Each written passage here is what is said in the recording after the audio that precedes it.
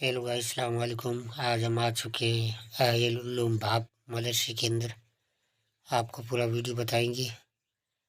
आप हमारे वीडियो में बने रहिए अंत तक और हमारे चैनल को सब्सक्राइब कर दें। ये बाहर से आप ग्राउंड देख सकते हैं हमारे स्क्रीन में। इस वीडियो में आपको पूरी मदरसे के बारे में जानकारी मिलेगी, तो बने रहिए हमारे इस चैनल में। हम अंदर जाकर आपको पूरी जानकारी दे रहे हैं। लास्ट में हम एक और आपसे बात करेंगे, तो चलिए चलते हैं अंदर और अंदर चलकर पूरा मटेरियल बताते हैं। पूरा का पूरा मैं जहाँ जिस मस्जिद में खड़ा हूँ आप देख सकते हैं हमारी इस स्क्रीन पर।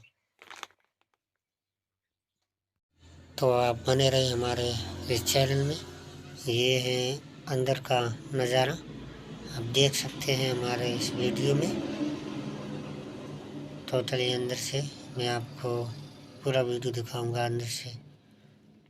अब मैं आपको बैक कैमरे से भी दिखाऊंगा। आप वीडियो में बने रहे, वीडियो पूरा वॉच कीजिए ताकि आपको पूरी जानकारी मिल सके।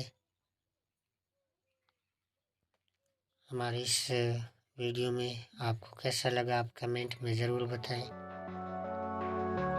ये वो दरवाज़ा है